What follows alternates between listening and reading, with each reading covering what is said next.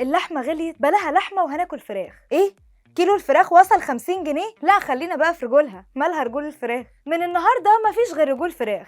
نفسك في بروتين وحشتك اللحمة، اهو اي حاجة من ريحة الحبايب. خلاص رجول الفراخ بقت امر واقع وبتتباع علني في كارفور. وبعد ما كان كيلو البانيه بيفك ازمتك، بقى كيلو رجول الفراخ هو اللي هيفك الازمة. طب ايه حقيقة الكلام ده؟ مش هتصدق سعرها وصل لكام، والغريب هو اقبال كبير على شرائها. يا ترى ايه السر ورا حب الناس لرجول الفراخ فجأة كده؟ أنا ماريا مجدي ويلا بينا نعرف إيه الموضوع. الحقيقة إن بعد ما كانت رجول الفراخ بتترمي أو بتشتريها بس مش ليك يعني، طبعا فهمني، وكمان ممكن تاخدهم ببلاش من الفرارجي اللي مش محتاجها، لكن الرجول دلوقتي بقت ثروة ومش ممكن يفرطوا فيها بالسهل. انت عارف الكيلو وصل كام؟ كيلو رجول الفراخ وصل 20 جنيه، وبعد ما كنت بتسأل من كام شهر هو رجول الفراخ بيودوها فين، بقى السؤال هي الفراخ بيودوها فين؟ خاصة انك علشان تطلع كيلو واحد رجول فراخ هتحتاج من حوالي 15 ل 20 فرخة، ولا ايه؟ الحقيقة ان رجول الفراخ كانت بتتصدر للصين، وده اللي قاله عبد المنعم خليل رئيس قطاع التجارة الداخلية بوزارة التموين، وقال بالنص: عندنا اكتر من 8 شركات بتصدرها للصين.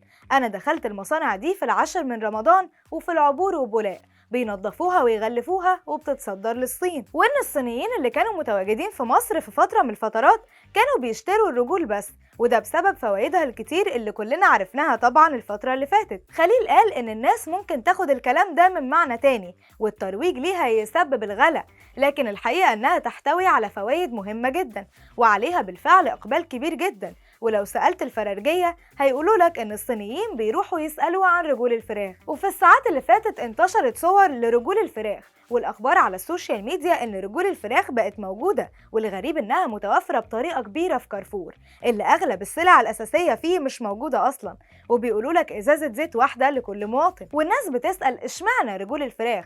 هو انت ما تعرفش؟ ما هي رجول الفراخ كمان اقصى كميه تاخدها هيكون طبقين بس، يعني اللي هتشتريه هتاكله، مش هينفع تخزن منه. وده اللي نشرته بنت على تويتر اسمها ميمة، وقالت: شركة دجاج سعودية منزلة رجول فراخ في فروع كارفور في مصر بسعر رخيص.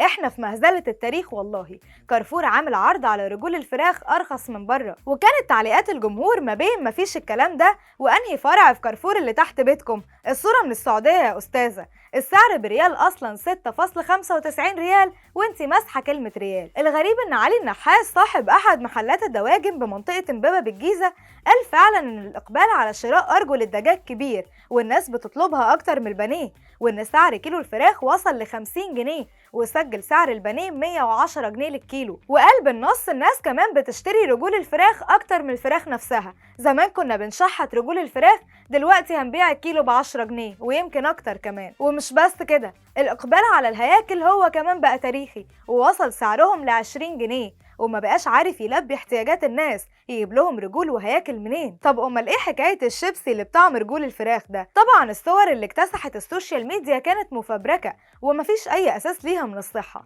وان الشركه ما اعلنتش خالص عن اصدار اطعمه جديده برجول الفراخ، يعني ده كان مجرد سخريه من رواد السوشيال ميديا على الاخبار المنتشره عن فوائد رجول الفراخ. انت بقى مع ولا ضد انك تاكل رجول فراخ؟ هل شايف انها فعلا فيها بروتين وكولاجين للغلابه واكلات الازمات، ولا دي مجرد اخبار شائعه وترندات مش اكتر؟ وهل جربت تاكلها قبل كده وكان ايه طعمها، وبتتباع بكام في منطقتك؟ شاركنا برايك في الكومنتات.